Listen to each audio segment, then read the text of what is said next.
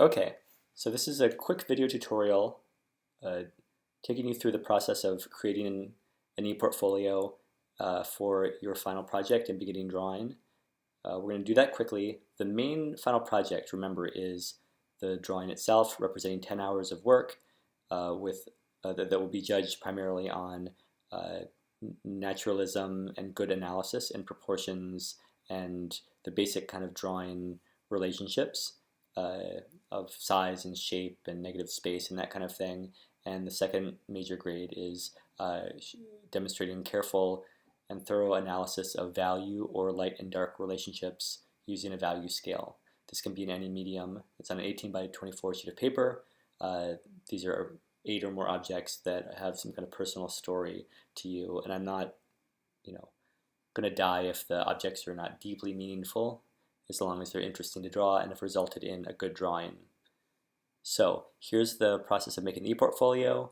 You can go to lagcc-cuny.digication.com and from there you can also access this through your normal Outlook credential login on the LaGuardia website. So I'm going to log in here with these Outlook credentials, which are auto-filled.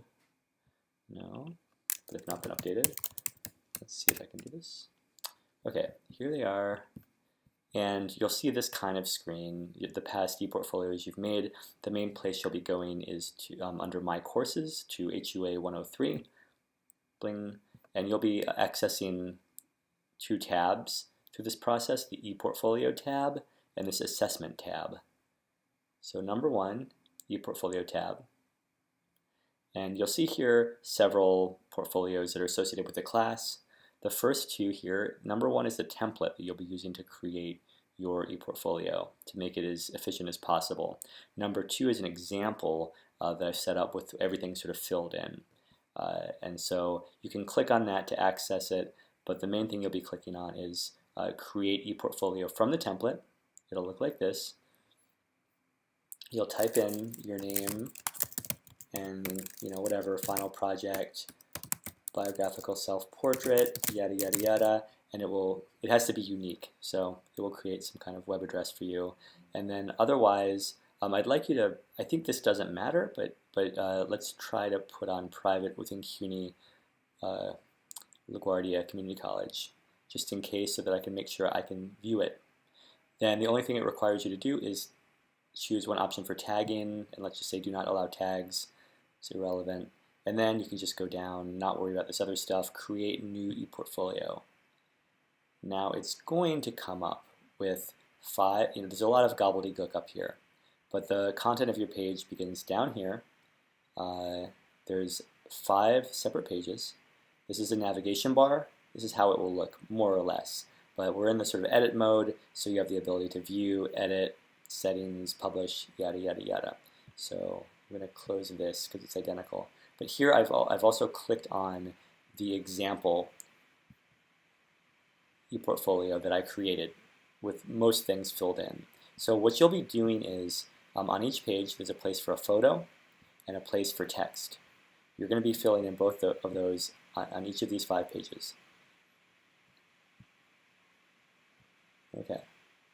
So the assignment is to assemble this still life that has objects that are meaningful to you. So in the first page, I'd like you to just have a photo of the assembled still life that you obviously took. Now, your fulfillment of this ePortfolio is going to differ a little bit if you are just using a setup that you created in class. So you'd have to do less work if you're going from the in-class created still life. But I'd like you to, if you did the project from home, assembling personal objects, you're going to spend more time on this text. Here on the first page, just describe a little bit about what kind of qualities represent you and what you were trying to express. Think about, telling us the way, how you thought about arranging the objects, if that has some kind of significance, or just what you were thinking about when arranging the objects. Were you trying to create a good composition? Did you want to favor or emphasize one object over others? How did you stack them? How did you choose near and far? Those kind of relationships. Just give us some of the story of how you set things up, okay? So now to actually make changes, this is a template that you'll be working on, and I'm showing you the filled in, everything filled in here. To actually make those changes, you actually go to one of the modules. A module is where there's separate content. So this picture filler I have here, you can actually add your own picture by going Edit, and then replace this media. And then you'll be able to choose a file, and this will come up with, where's my file here? It doesn't matter, I'm just going to choose something different.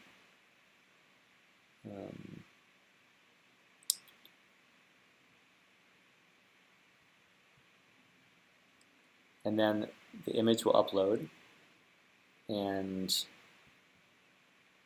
it might not work at first. Let me do it again. It's a clunky system, imagine that. So you'll obviously want to have the photo of your still life downloaded onto your hard drive. Let's see what happens. The smaller the file, the better. This is a 4.5 megapixel file. There we go. And then you'll hit done, and I've made one change. Then you're going to want to also edit this text, and then when you've made a change, you want to save where it allows you to save. The text allows you to push the save button, and then you go up to the very top here and publish this page, and you publish all changes. And you have to make sure you do this publish all changes at the very end, or else you'll click to the next link and you'll have lost what you did.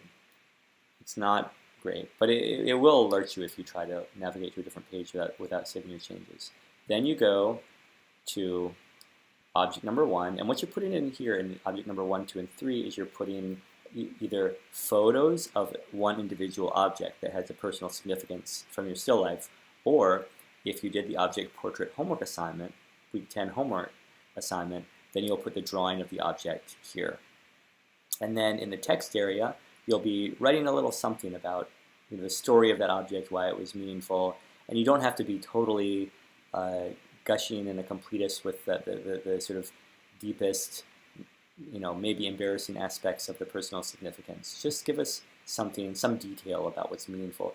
If there's some kind of visual evidence or visual mark that you've made on the object, if you accidentally dinged it or scratched it, or you painted it or intentionally, or there's some kind of residue of your relationship with the object, then put that in there. So this is what it looks like in my case. Object number 1, this is bookend.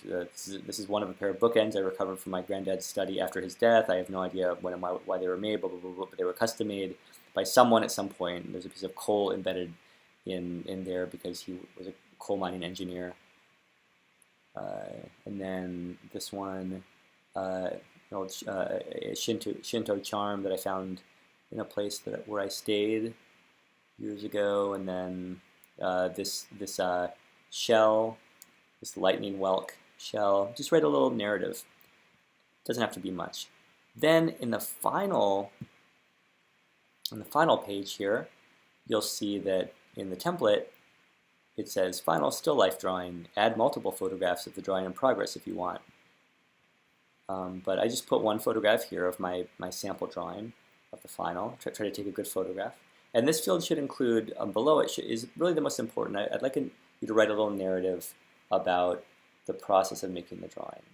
What kind of intentions did you have? Did you choose a process or a methodology or a method for making the drawing that kind of has some relationship to you as a person? Did you choose like a sloppy, fast and loose way of approaching? Did you choose a really meticulous, analytical way of approaching it? And how does that correspond with who you are and your priorities as a person?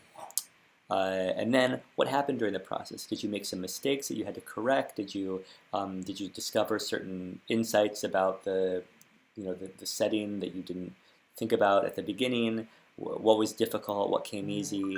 Did you move objects around?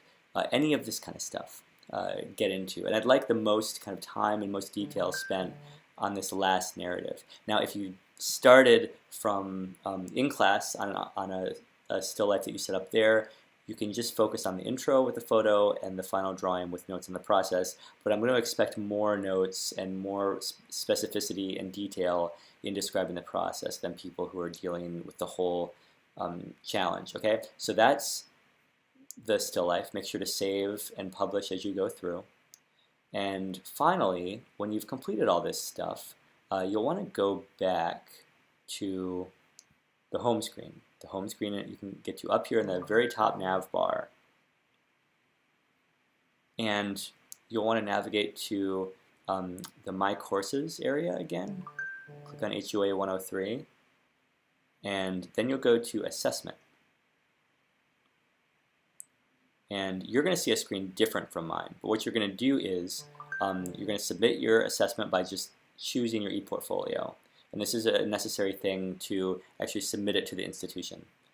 And I'll show you a better example of what that's actually going to look like. They have an FAQ for how to deposit an assignment to assessment, which is what we're doing. So step 1, you go into My Courses, choose your course. Step 2, click on this Assessment tab, as I just did. There's going to be this section for student submission that will expand, and then down here, you don't really have to choose anything, but there'll be down here a place for you to upload your file. And you're actually going to, instead of uploading file, you're going to just choose an ePortfolio. Click on that tab, and the ePortfolios you've made as a student will come up automatically. And you can just click on that one, and it'll say completed. So here's an example of the alternate example. Whoops. When you click on ePortfolio, all your portfolios will come up. You select the one that's appropriate and just say submit. And that's it. It'll say congratulations. And you're done. If you have any problems with this, please email me. And if you haven't completed it in full by next class, we'll be working on it after the group critique section. So expect to be there a little bit after everyone else leaves. Thanks a lot.